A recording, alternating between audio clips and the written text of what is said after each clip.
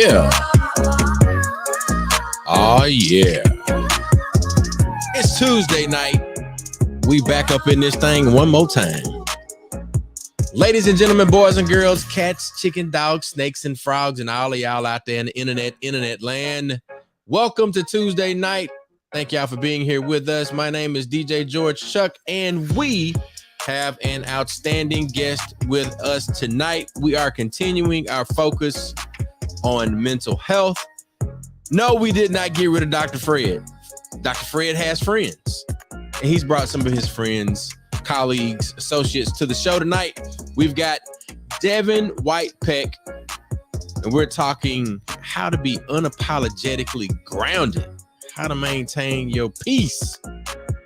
With that being said, that leads to a Better Me in 23. We've got the Better Me in 23 challenge. It's still rolling with the Epps Institute and Fam Bam Fitness, which she'll be on next week. So all of our resident experts will be back with us, but we definitely want to keep pushing us towards a Better Me in 23. And we will crown our winner of the Better Me in 23 challenge at MSGW in May. That's Memorial Day weekend, Gulfport, Mississippi, the Mississippi's greatest weekend. See who's going to be the winner. But before then, we've got the Cheney and Russum Scholarship Golf Classic. Oh, that actually happened. So Max got to give us a update on that. He's got to tell us what's been going on with him. He's been moving around a lot. That being said, let's get it in, ladies and gentlemen. We got a great show. Unapologetically grounded. It's time to get this thing started.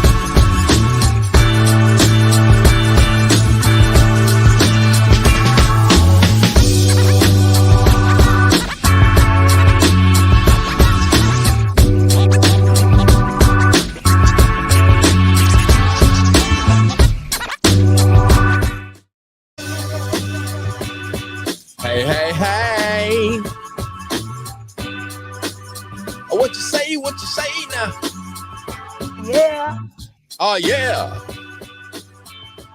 What's up, family? What's up, family? How y'all feeling? How y'all feeling? I'm doing wonderful. How y'all doing? Mac done pulled up. He done pulled up.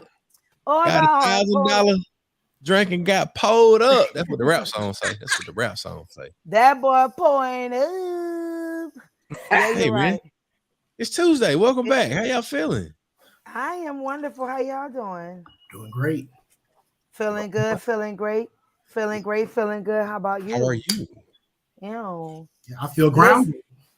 Well, look at that. Hey, man, go and order me another bottle, please. Well, ain't that a shampoo pair of britches? Halo. These folks they in Illinois with you, man. Yeah, come on, Fred. Get us some bottles. I'll send you my address. Go pick them up. Okay. That'll save us money on shipping costs. Okay. That shipping ain't cheap. Shit. It ain't.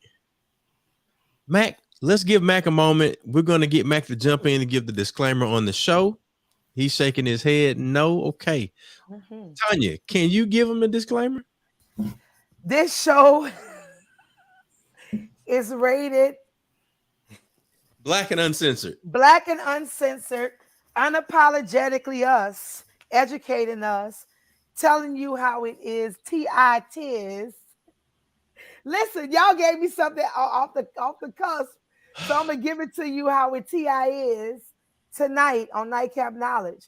We're gonna And educate your mind. We're gonna educate your spirit, your hearts and souls on Nightcap Knowledge. Ew. all right. There we go. That is a new intro right there. Ladies and gentlemen, boys and girls. Wow. Oh, there you go. Right. There you go. Keep Sprinkle, talking, Matt. Keep talking. sprinkle some Mac isms on it. That's my son, y'all. What's up, Jay? Okay, son. Oh, Your uncle said, "What's up?" Your uncle said, "What's up?" I was like, is that John? That's the baby. That's the baby y'all used to have around Hey, campus. so we're going to talk about. All right. Well, ladies and gentlemen, boys and girls, we appreciate y'all for bearing with us through our internet debacles. This is Internet Gate, Watergate, Trash Gate, all of it. Wi-Fi gate. When the Wi-Fi is acting up. So definitely want to give a shout out to all our folks checking in with us. Shout out to B&B Barbecue, Marcus Banks. I know this is something that Mac will usually do. Shout out to Jesse Horton Jr. checking in from Korea. Our family Jason Ferg coming in, man. He says he is feeling great over there. That's what I'm Shout out to talking all our about. folks checking in from YouTube, Facebook. Let's see. Do we have any Twitches out there? We got Man, we got look, two Twitches out there. let me go ahead and plug my brother J Ferg music. Where, Like, where go the get Twitch that. is at? Go get that. Go download that Nikosi. I hope I said it right, Nikosi, because you know you got to say it like you're in Yeah, Nico. It's in not the Nikos. It's like Nikosi. So you got to. Nicosi. It's in the back of the throat. So let me know if I got that right, J Ferg. Nikosi. It's like all streaming platforms. Go Yeah. get that in your heart, mind, and spirit. All right. Well, Tonya, since you're going in that route, go ahead and give us our music and entertainment check-in, and Awesome. we're gonna keep it moving. So let's do entertainment check-in. So I had an opportunity to just be in the midst of music, always celebrating music. I love music. I live it. Everybody know me. It's tattooed all over my body. That's how much I love it, right? However, recently in the news, I've been noticing how artists who've come before me, who've been in the industry 30 plus years, if not more, have began to celebrate, be celebrated more with the new nuances of social media, whether it's on the streaming platforms or your social media platforms where you can just share who you are. And so I am amazed at the excellence, the discipline, and the poise of SWV. You know, recently we saw in the news and television where SWV and Escape had a television show on a different network. And on the show, while watching it, you saw a controversy of who did what best. So Have mercy. tonight, I wanted to talk about my opinion of who did what best and why I celebrate and have been celebrating these artists. I am a huge SWV fan, and I still stand with who they are today and Mm-hmm. what they were then. Because on the show, while they were, tried to be who they were, attempted to be watered down for their number of social media fans compared to the other group, Mm-hmm. but their quality of content and also their quality of being able to produce who they still are and celebrate that on stage naturally Right. sold me more. So I wanted to check in and see what you guys thought about the show. If you had to rate or to choose who your best artist was, and y'all can put it in the comment section. I want to know who that artist is, if it is SWV or if Mm-hmm. it's Escape, and then what that song is that you still celebrate to this day. Because Week just made 30 years old this month. Mm. So I saw at the final episode where SWV was saying sing Week as the last song, make it Yeah. the finale, whereas Escape was saying no, understand it should be the finale. Week should have been the finale because on that bridge, I try hard to find it. That gets everyone. See what I mean? See what I mean? Now watch this. What I need from you is understanding. but look how it goes down. Week is I try hard. Like it Yeah, takes you on a it's journey. it's taking you up. Exactly. It's a climax in there. So I want to know, check in, let me know who your favorite group is, Escape or SWV, and why. So we could talk about it more because I feel in the Black community of music where I'm Hey, studying, yeah. listen, you're always on my mind. Yeah, thinking about you, thinking what? Listen, Rain, when Kanye West had the Sunday service of doing Rain, Oof, oof, oh, oh, that goes to show you the level of golly. how their music still speaks to Yes, the yes. world I 30 years really wish later. we could play some right now, just to bring them Man, in yes, because yeah, yeah, yeah. So yeah, check in. Let me know who your favorite artist is. Even if we're throughout the show, still check in. yeah, Those who are just tuning in, we want to know. And so I celebrate them because their grounding methods yeah. of who they are still speaks volume through their music from then to now. So let me know who you celebrate more. That's your Hey, entertainment check-in.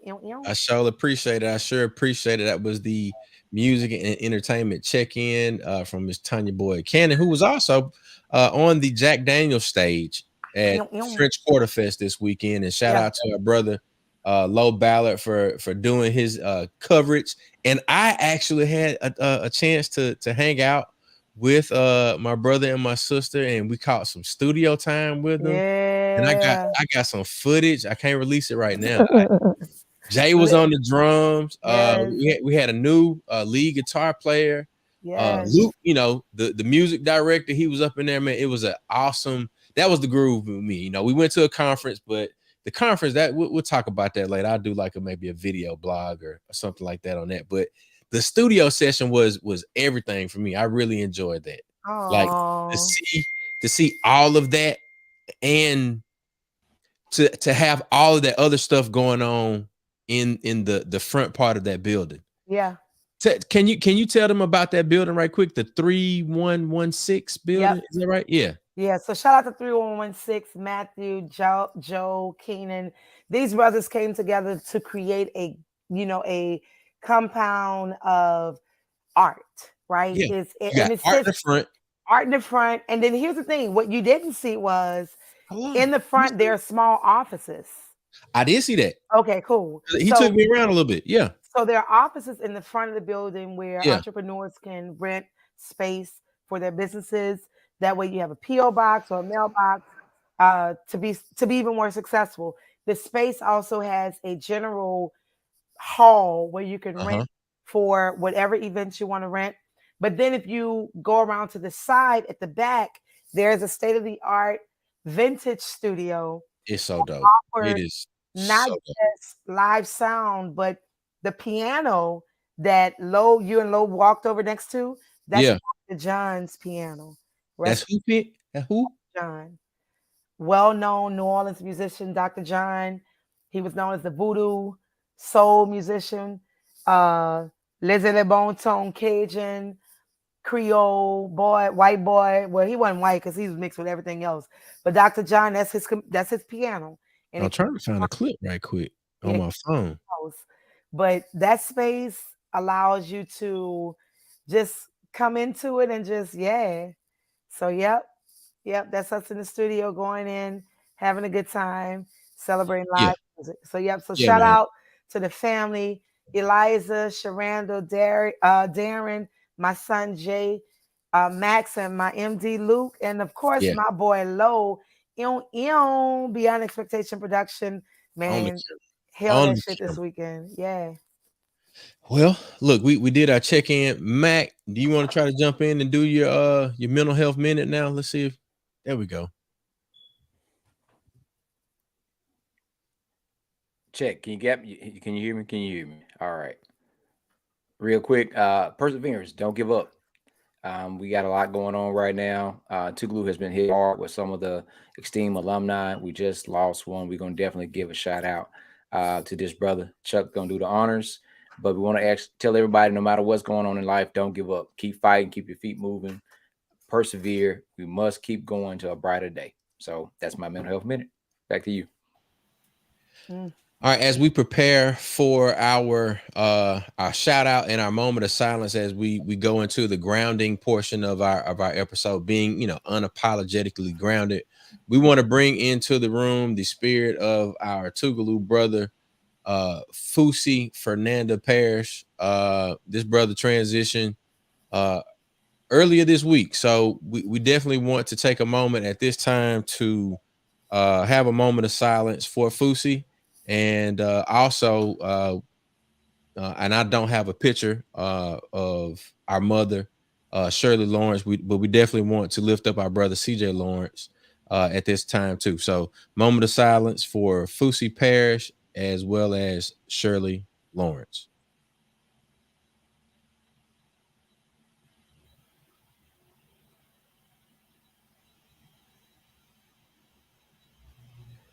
All right, we appreciate y'all for doing that with us. We definitely have to honor and support our people. So Fusi was definitely a person that was committed to Tougaloo College, and we want to say cheers to Fusi and cheers to Mama Shirley, because the first time I spent the night at Mama Shirley's house, she made me, CJ, Bart, and Tyson clean up CJ room. Now that's somebody real, mama. And Shari, shout out to Shari too. That's our little sister. She laughed at us the whole time.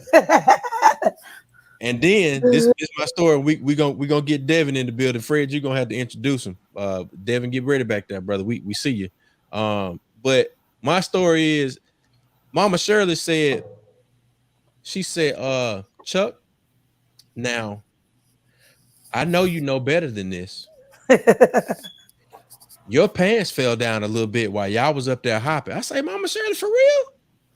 I said, no. Look, I'm not going to tell your father about this, but we're not going to have that happen again. Do we have an understanding?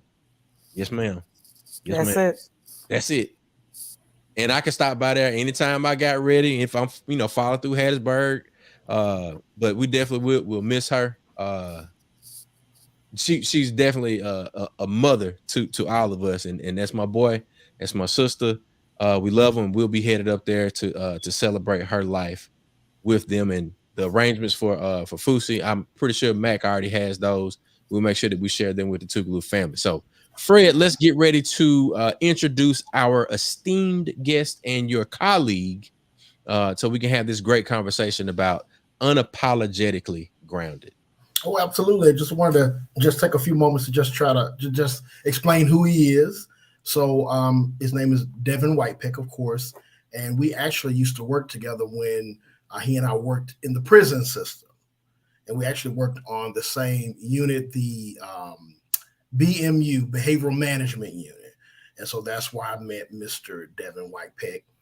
He is a licensed clinical professional counselor here in the state of Illinois. He's a family man. His wife just gave birth to their first child, Ava. Hey, what's up?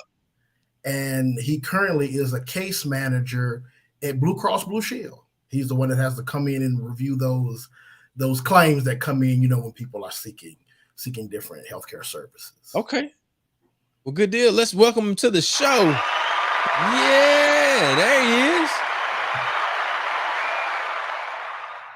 Brother Dehvin, what's up, man? Hey, how are you? Awesome. Glad to have you here. That's good. Thank you for having me. Most definitely. So look, I know Fred gave you a brief introduction, but we have to say this, man. Like, congratulations on the birth of your first child. Is that right? Yes. Oh, you ain't sleeping none. Come on with it, man. Come on. She's 19 months, so she been here. It's a girl. Gotcha. Yeah. Your daughter. What is it? Dad, girl, dad. Hashtag Yes. girl dad. Got me sick, so yeah. Wait, say it again. So much that she got me sick, so yeah. Oh man. Daycare. Welcome. Yeah, bad chest congestion, but hey, I'm all right though.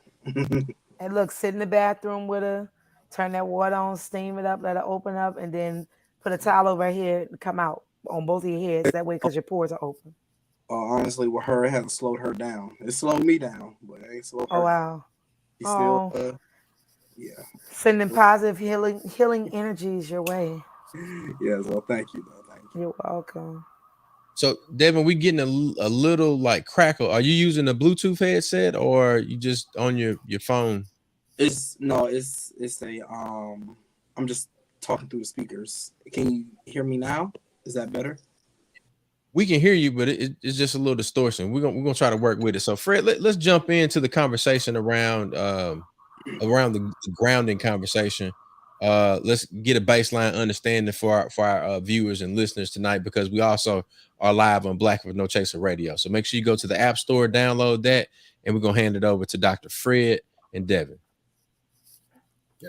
Yeah, so I think we should start out because, of course, our topic is being unapologetically grounded. And so I think that we should at least start out by talking about what grounded means. What is that? What is being grounded?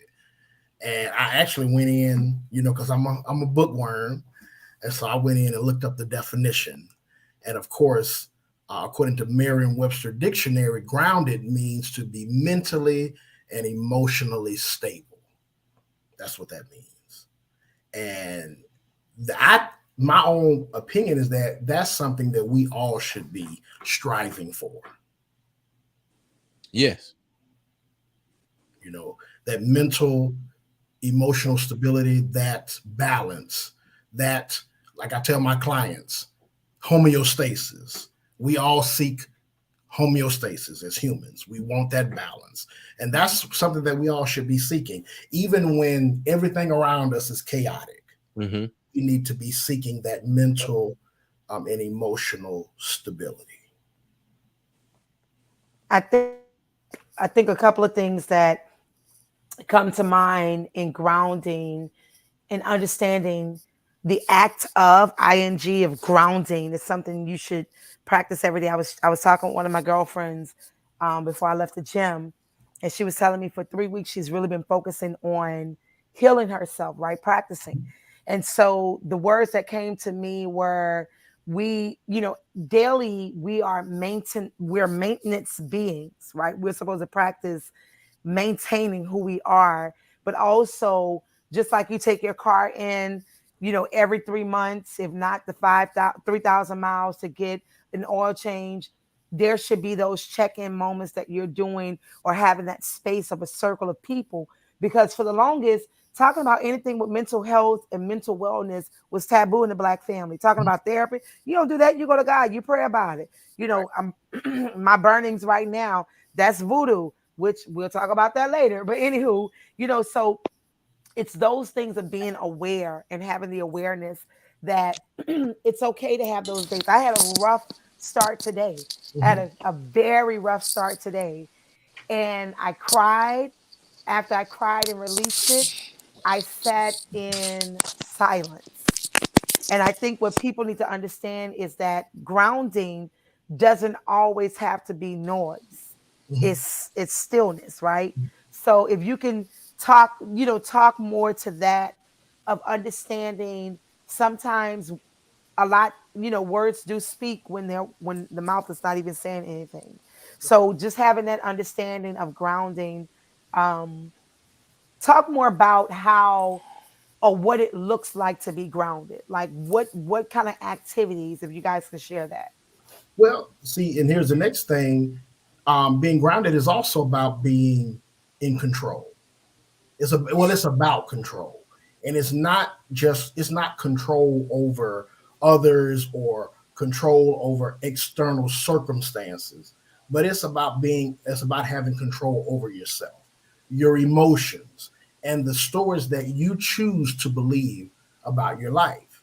Being able to stay calm and connected to the core of who you are, even in the face of uncertainty. And also going back to that serenity prayer, having the serenity to understand that there are some things that I have no control over. Yeah. But things that I do have control over, I can make changes, and I need to also understand the difference. There's nothing that I can do about this over here, but I can do something about this over here. That makes sense? Yeah, Dehvin, jump in here, man, and give us some of your thoughts on this. Yeah. You know, I think grounded is very complex. I think it's a. I want to say it's a process.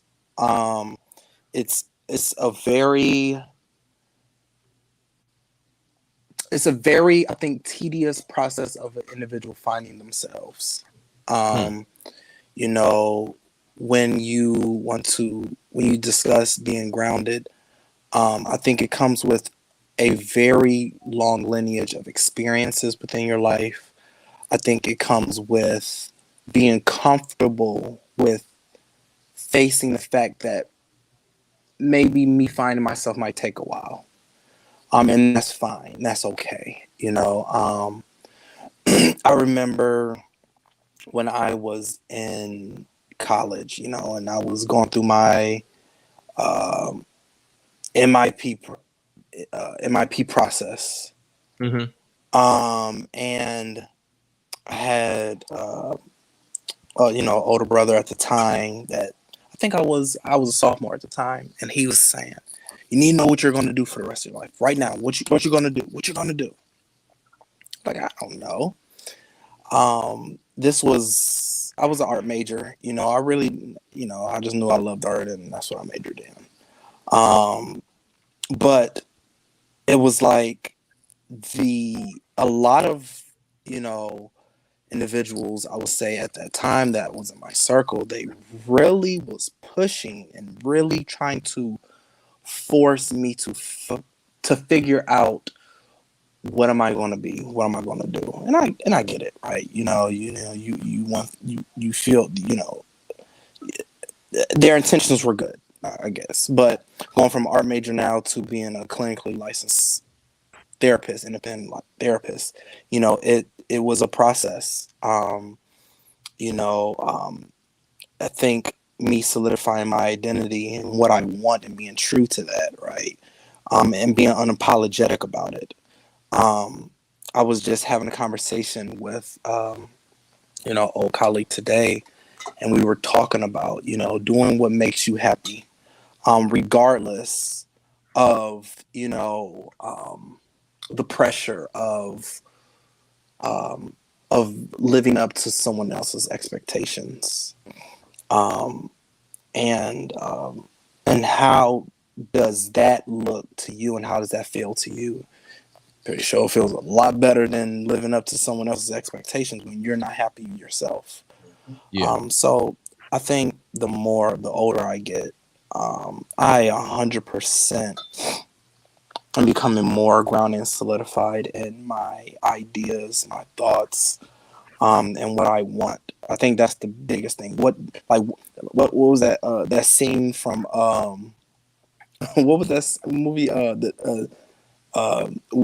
When a guy said, "What do you want?" When you ask woman what she wants to eat, and he's like, "No, what do you want?" She's like, "I don't know what I want." It's like that. You have to ask yourself that. What do you want? Like, what is it? What does that look like? And go in deeper. Yeah. Even if you're able to answer that question of what do I want, ask why. Like, okay, I want to be, let's say I want to be an entrepreneur. Why? Mm-hmm. For financial reasons. Why? And you ask yourself why, enough, you're going to get to the real answer. Mhm. Could it be freedom? Could it Yeah. be, comfortability? So could it be access?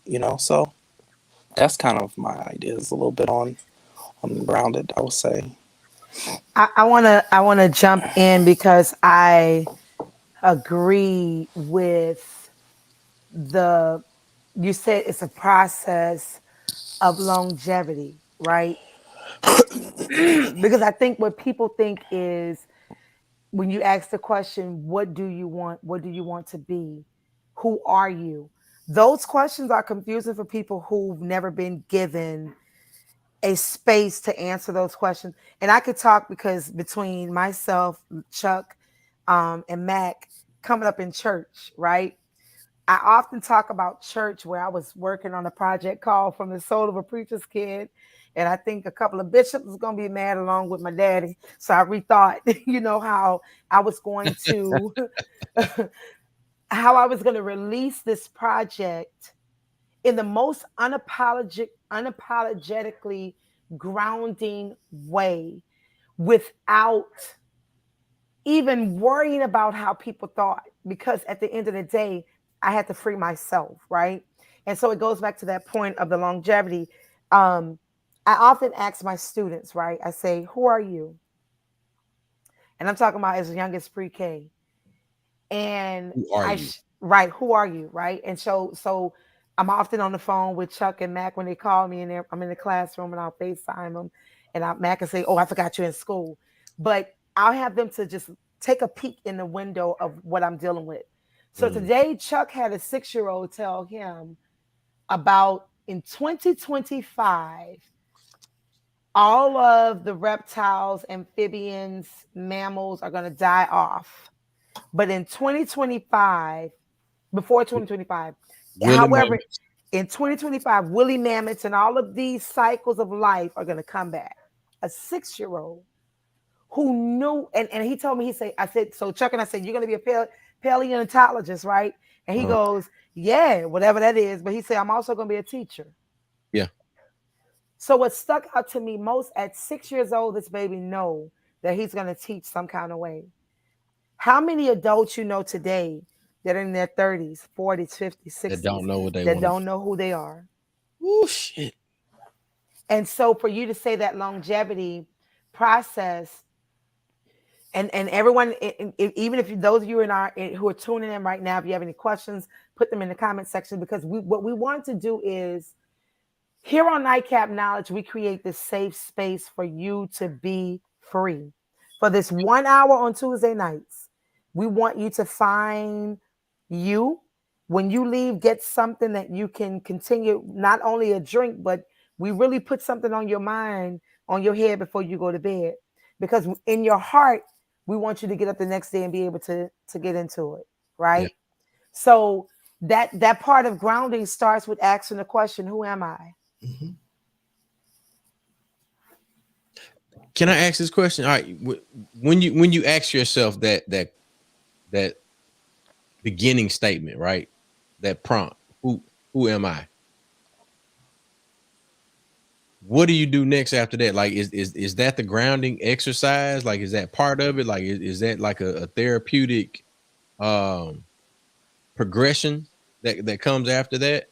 Like, give us some insight on that, on like how we get through this process of of grounding. I think with that question in itself, it's not expected that the person would it's not even really expected that a person would even know or would be even able to give a clear detailed answer. I mean, it's something like, it's basically like that, igniting the idea. I think that's what that question is and what it's designed for. Who are you? I will actually give that. I remember giving this. It was an individual that, he was incarcerated, probably still is. I told him, write me this essay of who are you. I did it for a couple reasons. I would say the main reasons are, one, there was deep traumas associated with his behavior that I think really influenced his perception of women, his relationship with other men, in terms of friendships, and I would say authority figures as well. And something that he really got out of that, he was able to, it was like he was having this conversation with himself. He might as well have been holding up a mirror and just sitting there talking to himself in that cell. And he had to sit there with himself, you know. There was nobody else in there with him, you know. He had to sit there in himself, and he had to have this conversation with himself. And he learned a lot from there. He was, I think at first he was like, "Oh, this is easy," but and and I kept that letter for a long time too, and I had him reread it to me after a while. But he was actually, he thought it was going to be easy, but he was telling me how difficult it was, because you know the last thing, because in the process of that grounding, right, and that question, you're going to have to really be able to um, really address your own shit. And you're going to have to really be able to confront yourself of whether it will be the bad that has happened to you or the bad that you have done to others. Um, because there's going to be two questions that comes out of that is, you know, and I find that some people will ask themselves, did I deserve that to happen to me, or what did that person do to deserve that? And asking themselves that question. And that's mainly in a lot of times in the prison system, but I think that's a part of it. And you really come into terms with that, because I think a lot of people's conscious, even you know, it's kind of, I call it the cringe moments in your life. You know, everybody have those cringe moments. You're like, why did, you know, you think of something that you did 20 years ago. Why did I say that? Why did I do that? You know, Not Fred. All right, keep going, Doc. and you know, and some people that don't sit on them very well. That don't sit with them very well. But I think it's the part of that, because the process of grounding also is synonymous with process of healing. And like I said, it's not the healing with just what happened to you, but what you have done to others. So yeah. Okay, go ahead. Oh, No, I was just going to kind of just add that, you know, also with regard to grounding, to kind of touch on something that you said, Dehvin. When you're able to be grounded, I think that by staying grounded, you can minimize regret later in life. You know, because of course we all make mistakes, we all do things that we're not proud of. But when you're able to stay grounded and we're able to react and respond, you know, from that grounded arena, then you are less likely to do things on the spur of the moment. You're less likely to make decisions, you know, based on some impulsive idea, some fleeting idea that you had. And so I think that being grounded is important, because, like, even, you know, what you were saying, Dehvin, about the person that was incarcerated. My own opinion is that maybe had he known, you know, to be grounded, then he might have thought twice about whatever it was that caused him to get into whatever situation he was in. That's just my own opinion. You know what I mean? Because a lot of times we, especially when we're dealing with a lot of trauma, we will act based on that experience and not on what is right in front of us in the present moment. Does that make sense? Oh Yeah, yeah. yeah. I think about the meme that somebody put out. Um, it says like, type in, I'm about to go off on this mother, but the grounding or the mature person who's working on myself deletes everything that says you, and delete it and say, you know what, we could talk about it later. yeah, Right.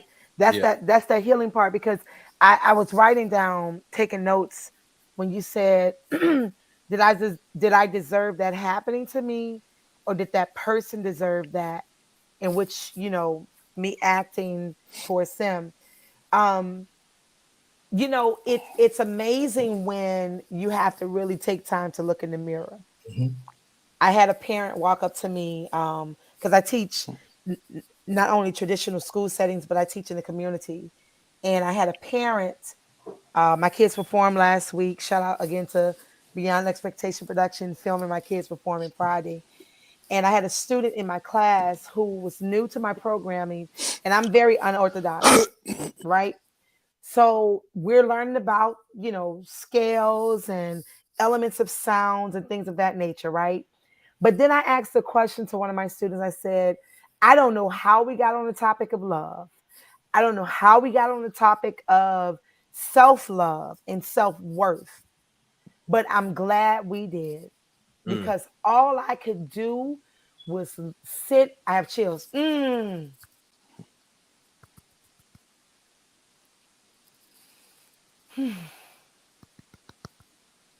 All I could do is sit because the question came up was, well, do you love you? And then tell me why and how, right?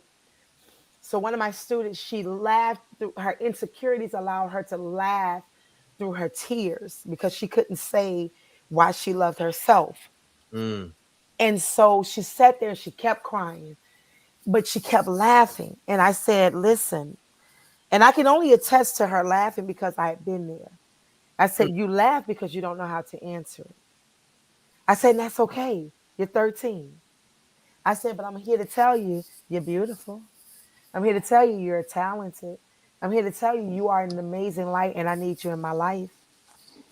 That same kid who couldn't smile got on stage Friday, blew the crowd away with this presence. And her dad comes to me in tears and said, I don't know what the fuck you did. Excuse me, my listeners.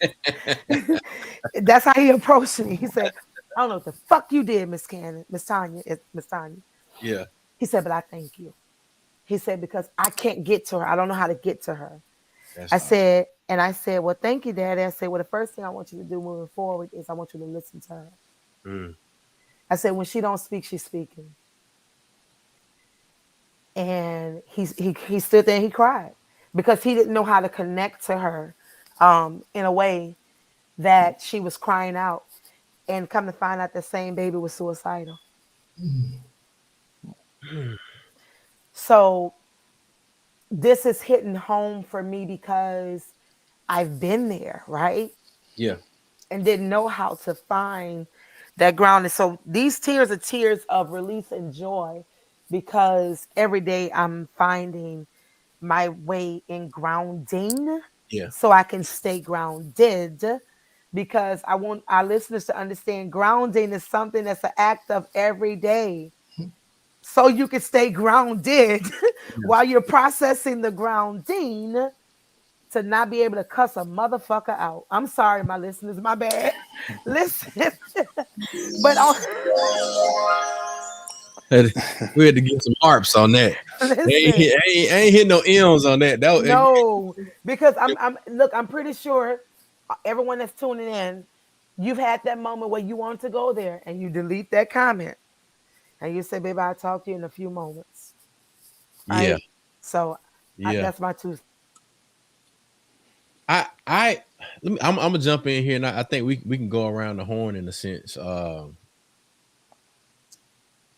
couple things that I've been reminded of by listening to Fred and Dehvin. One of the things approaching this conversation of grounding from an entrepreneurial standpoint. All right. And this is me. I was able to verbalize like, all right, these are the areas that I have to improve in. And this is the conversation I have with Matt quite often. Now, what does that look like? What does it sound like? I've been able to say I don't have systems. Um, I tend to try to teach myself everything so that I don't have to count on anybody to do anything. Now, what does that do? That puts me in a position to where I'm trying to work 20 out of 24 hours a day. And I might sleep a little bit, but that's not healthy. Now, why haven't we seen, and these are questions that I'm asking myself, and I think if I'm understanding y'all correctly, when I'm having these conversations with myself and I'm saying, all right, well, who am I? Who do I want to be? Who do I want to become? What work do I need to do today so that I can be proud of myself tomorrow, a year from now, 5 years from now? This is how I I make a process of staying grounded, right? What is most valuable to me, and what do I need to do now so that I can be that person and much better 5 years from now? And I gave myself some answers, and I wasn't happy with the answers. But I also was able to say, well, like, all right, well, how do we what plan do we develop? Now Chuck, so that future Chuck can be happy with how everything turns out. Now, that if I'm understanding y'all correctly, ain't that's like the process of grounding? Y'all give me some feedback on that, because I'm a DJ. I know how to spin records. You're But not a DJ, you're creative. I am a creative, but it all started with DJing, and that's grounded. Come on, Dr. Dehvin and Dr. Fred, jump in here. Come on. I had to get myself some hearts. Is Fred froze? What's going on? Did you let me? Oh, there we go. All right, Dehvin. I was muted. So give me some feedback on that, man. Like, approaching it from the entrepreneurial standpoint, because we do have a number of entrepreneurs here. I know that I saw a lot of doctor people in the comments, and I think they're here because of you all. But for the other folks that have tuned in, give them some feedback based on some of the questions that I've proposed. Well, I would say that one thing that comes along with entrepreneurship is fear. Yeah. Hell yeah. Fear. Excuse me. Fear. Yeah. And fear of failure, fear of the unknown, fear that things may not work out the way I plan, fear that I may be making the biggest mistake of my life, fear that other people might judge me, especially if this doesn't work, and how can I save face in front of my friends, in front of my relatives, in front of my family members, in front of my peers, in front of my superiors. And being able to be a little bit more accepting of that, because number one, that is something that will come along, that fear. Not trying to run away from it, but being able to embrace that. We have to, we want to rid ourselves of all type of negative feelings, negative emotions, negative thoughts. We don't want that. Yeah. We don't want to feel that way. We don't want to think that way. But isn't that a part of who we are as a person? I can't look at myself in the mirror every day and only see the good parts of Fred and not see the bad parts. I can't do that, because my philosophy, and this is something I bring up with my clients all the time, isn't the weather made up of good weather events and bad weather events? Mm-hmm. Yeah. Isn't life filled with ups and downs? Yeah. Aren't humans made up of good characteristics and, positive characteristics and negative characteristics? Absolutely. 100%. So then why am I unwilling to accept every part of me? If I can't accept the negative parts of me, then I will have no awareness of the things that I need to correct about myself. Okay.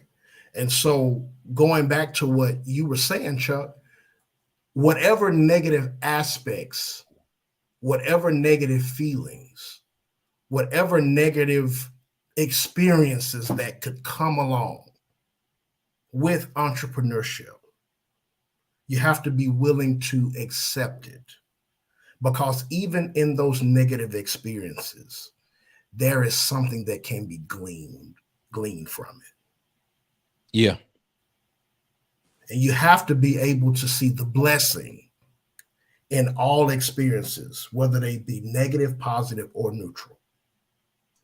Because if it hadn't have been for that experience, even if it was a negative one, I wouldn't be where I am right now. Yeah. Because our experiences shape who we are and what we believe and what we strive for. And so we have to practice, and this is a part of grounding that I teach my clients, practicing acceptance, leaning into that discomfort, accepting all of that comes along, all of it. Okay? Not ridding myself of it, but accepting, because see, here's the thing, all of that is still a part of life. You can't go through life and never have a negative moment. You can't go through life and never have a negative experience. I remember a client was telling me a while back, she was coming to therapy for anxiety. And as I was explaining to her the different types of anxiety disorders, she said, well, I don't want to talk about that, Dr. Smith, because that's making me feel anxious just hearing about it. And I said, well, ma'am, you do know that.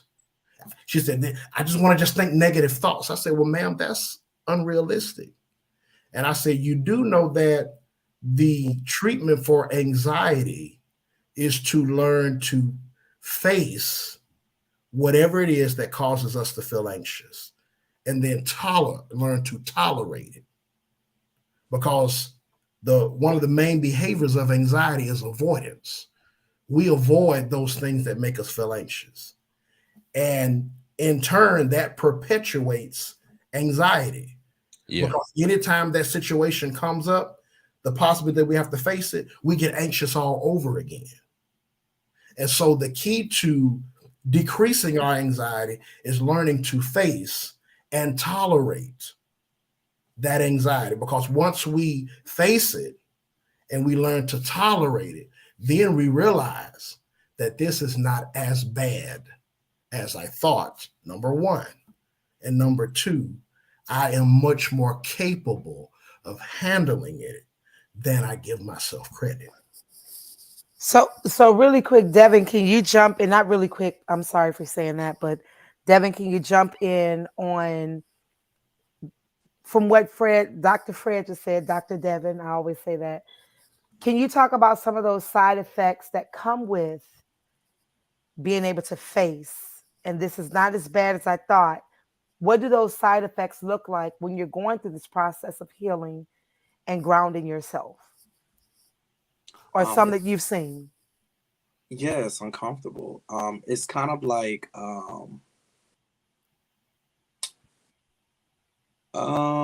it's kind of like drugs, right? If you have a person who is an addict and they've been using crack, matter of fact, let's talk about New Jack City. Y'all, come on. And when Pookie was withdrawing from crack, he was going through it. Had the sweats. He had to put that awkward hand on his sweaty back in the room. It was an uncomfortable experience, and I think it's the exact same thing when you're talking about healing, because the thing is, you're used to doing the same thing you was doing before. You're used to feeling the same way you was before. It's like, if you had pain your entire life, right? And you woke up one morning, you didn't get no, let's say, you woke up one morning and that pain was gone. It's completely gone. And you didn't feel it. You would be a little suspicious at first. You're like, but I think as time goes on, you definitely build up that comfortability because this is an uncomfortable experience. I used to tell my clients all the time in prison, it's okay to be happy. It's okay, man. Like That's major. It is. And, some people think they don't deserve to be happy. Some people, they might view as happiness as a means of being weak. Whatever it might be, they're stuck in that funk. They stuck in it. And if they experience, happiness, it can be uncomfortable. That unchanging. It doesn't feel right to them. It doesn't feel right. It doesn't feel right for me to be happy, because you think you don't deserve to be happy. And that goes back to what we were talking about earlier when, we were talking about how, you asking yourself, you confronting yourself on the things that you have done and the things that people have done to you. And ultimately asking yourself, do I deserve this? Do I deserve the happiness? Because let's say you have been a complete asshole.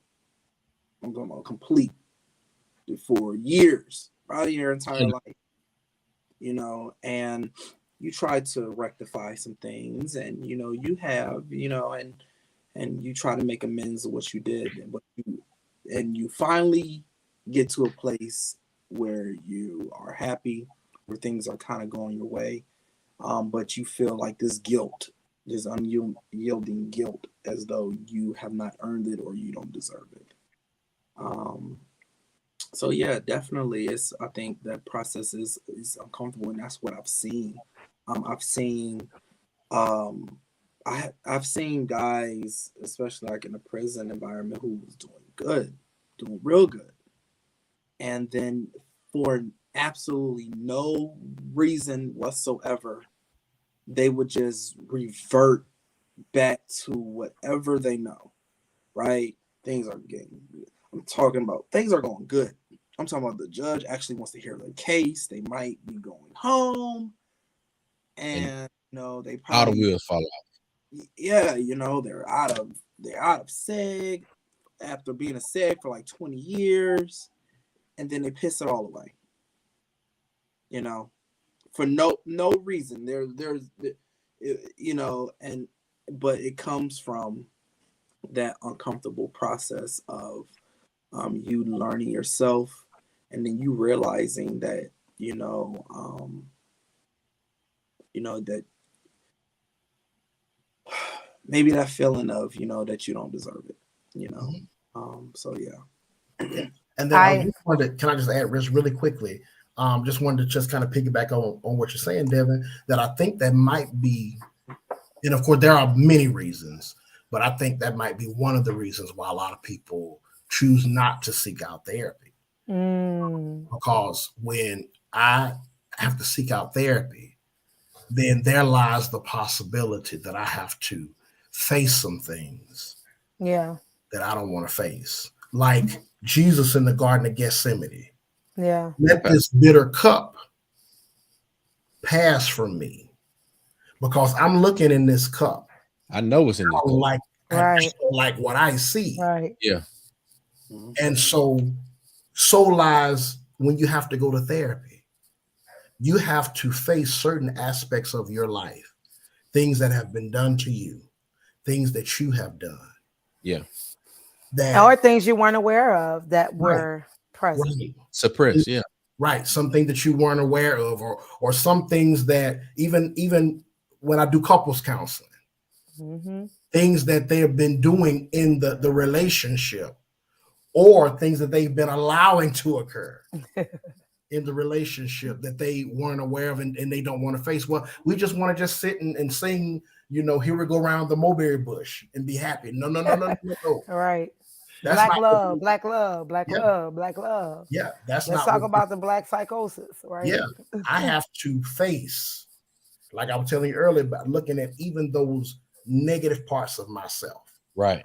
facing all of that, facing all of that. Part of being grounded. Part of being grounded.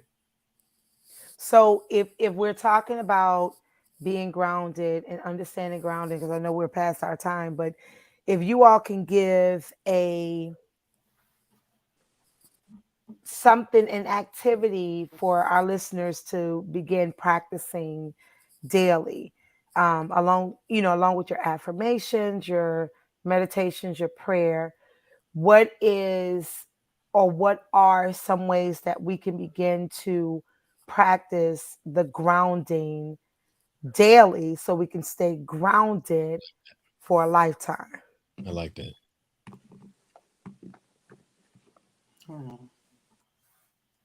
Yeah, take a moment to think about it. While they're thinking about it, I will share with our listeners and us, one way of me grounding every day is to check in, right?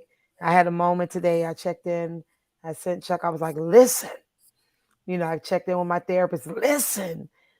And I didn't respond how I deleted all those comments. And I sat and I cried and I released. And I remember who the F I was. Listen, my grandmama. Somebody better tell I'm him. I'm the grandchild of a native Indian and native Indians. So my grandmother had a couple of things, and the F word was one of her favorites. So I Come on. got it. So Got it I'm out. sorry, Auntie Melinda on here. I saw Auntie Melinda. Hey, Auntie Melinda. So I'm not gonna say it. Uh, but Auntie Melinda. So forgive me. You're gonna hear the F words a couple. Oh, F word. Yeah. I'm sorry, but yeah, but. One way I would say every day I get up and I do my I ams. I am focused. I am persevering. I am patient. I am true. I am healed. I am protected. I am wealthy. I'm rich. I'm a multimillionaire. Those are my mantras Yeah. every day that I do. So, Chuck, what do you do? Matt? One of the new practices that I do now, and it's because of something that you've recommended, Tonya. I tend to listen to those very motivational and positive affirmation songs before bed, and then like first thing when I get up, I try to listen. So, all right, while I'm going to sleep, I'm gonna listen to them. Right. Then when I get up first thing in the morning, I'm listening to them. Now, outside of that, the thing that I've been most consistent with, in terms of grounding, every morning, Monday through Friday, on the way to school, we read the scripture of the day. We look at the cultivated reflection video, and then the boys and we pass the prayer around the truck. So it's like, y'all used to sit in the truck and y'all be passing the blunt. We pass the prayer, and we pass that prayer around the truck. And by the time we get to McRae's school, uh we done said, and and we kind of bring my daddy into the truck every morning. We say, and we all say it, amen. And then we go on around, and then we walk McRae to his side of the school. Then me and Jackson, we take our time and we get to his school. So my daily grounding activity is us doing our scripture reading with my boys, and we pass the prayer. And then by the time I get back to the house, I'll be ready to go.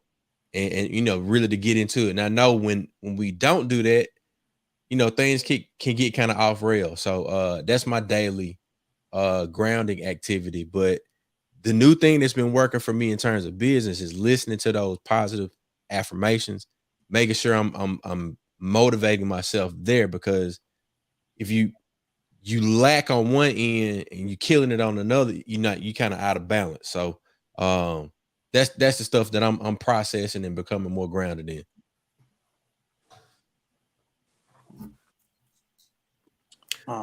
Yeah, I would definitely say setting I would say envisioning what you want your life to be, what you want it to look like. That's what I want to say. What do you want it to look like? And how are you going to get there? It's, life is like, this road trip. You need to find your destination. Now the destination might not want to be, I want to be a doctor, and but you about to be a doctor buried in debt and mad because you're working in a trauma center and you're burnt out and chain smoking, every day. But but even if you envision freedom, you envision peace, you envision happiness, and what is it going to take for you to get there? And you set those small goals, right? Like we talked about, those small victories that you can obtainably make every day, or every month, or every quarter, or every year, something that would put you closer to obtaining that vision that you have for yourself. Yep, so I think that would be a good starting point for some individuals. Envisioning. That's going to be our topic next month. And I would say also avoiding catastrophizing. What that mean? Catastrophizing is when we let our brain spiral to the worst case scenario. Okay. We jump to the worst case outcome. And so we have to learn to ask ourselves, is what I'm thinking a true reflection of what I know to be true? Or am I thinking something that might not be true? What are some, like Bianca saying, ruminating on the worst? What might some other explanations be? What are the facts? Am I basing my thinking on my current situation? Yeah. Or is it based on an experience that I had? Because this current situation that's before me may look like what I've experienced, but it may not be the exact same thing. So I have to learn to know the difference. It may not be as bad as that last experience. It may not be what I'm catastrophizing it to be. It may be something totally different. And so that's one way to stay grounded. Avoiding that catastrophizing. Let's not jump to the worst case outcome, because in the grand scheme of things typically tend not to be as bad as we imagine. Yeah. Wow. Sound like Bianca need to be on the show next month too. Listen, look, I sat here taking notes. It was something I wanted to ask, but I forgot because I got deep into the comment setting, the small goals and the small victories. I love the envisioning. So I think, can I just kind of pull a rank and say next month we're going to be talking about envisioning and what that looks like realistically, right? So let's do this. Let's take it a step further. Fred, you and I talked about an idea. When Tonya jumped on the show, we jumped on earlier to discuss some things around MSGW. So for those of you that are first timers to the show and may not be familiar with, these acronyms that we throwing around, MSGW is Mississippi's Greatest Weekend. We celebrate the Divine Nine, so fraternities and sororities. We celebrate HBCUs, and it all circles around highlighting the best of Mississippi, right? One of the things that I think for this platform, as an outgrowth of what does it look like to have this conversation grow. Now we Dehvin, I think Fred informed me that you are an alpha man. Yeah, I am. Like, all right, so look, we got alpha and omega, and then Shout out the beginning. the beginning and the end. Let me get my organs. All right, I got my organs. Now we got a Sigma man right here. All we got to do, we got to find us an iota and a kappa. Yep. And we next month, for the month of May, we're going to have a men's mental health roundtable right here on Nightcap Knowledge in advance of Mississippi's Greatest Weekend. Now, what does that look like? Are we truly having these conversations anywhere?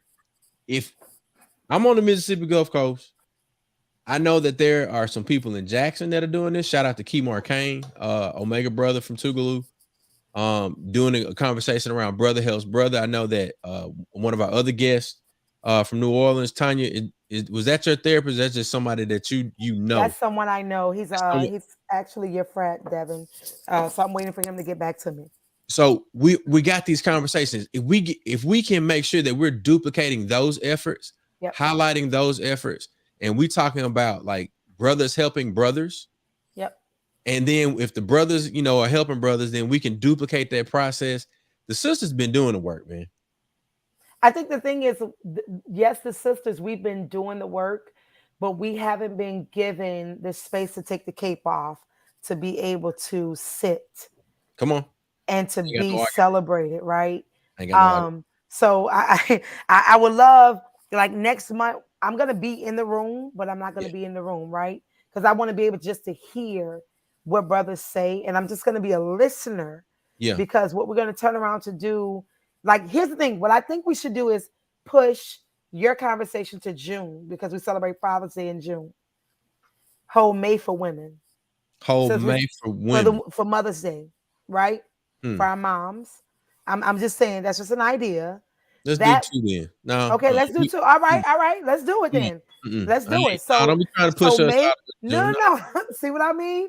No, so what we can do for May and June, we're gonna have these conversations. Yes. And what I think I want to shout out to Auntie Melinda, because I appreciate that she says, y'all grown, baby, talk. Yeah. We're not given, as millennials, Gen Zers, and all of that stuff. I don't curse in front of my mama. I still don't do it. My mama just turned 75. Shout out to Gloria Boyd, who cut up this past weekend in New Orleans on stage at French Quarter Fest, in the audience at French Quarter Fest. But and if you don't know, go to my Facebook page. You'll see all of it. But I still don't curse in front of my mama. However, my mama has learned to listen. So when those curse words do flow, she understands it's not coming from a place of disrespect. Right. It's coming from a place of feelings. And then when she told me her mama, my grandmother, threw the middle finger and said the MF word and a couple other words, I'm forgiven. I'm graced. It falls in the bloodline. Grace. So I can say the F word freely because it's in my bloodline. So thank you, Auntie Melinda, for giving us the grace and the freedom to be able to share our healing through this platform, and also to bring in our baby boomers.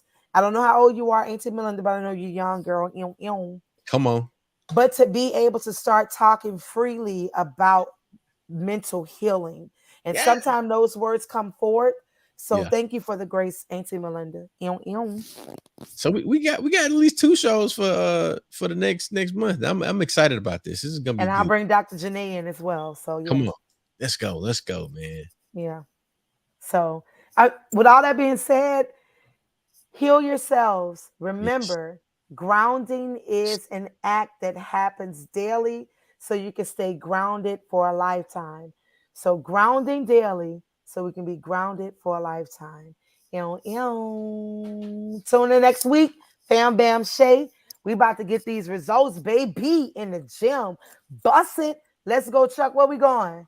Hey, you hit a bar right there. We got to get to where the money resides. You hit a bar right there. We're going to where the money resides, baby. We appreciate y'all for tuning in, checking in, tapping in.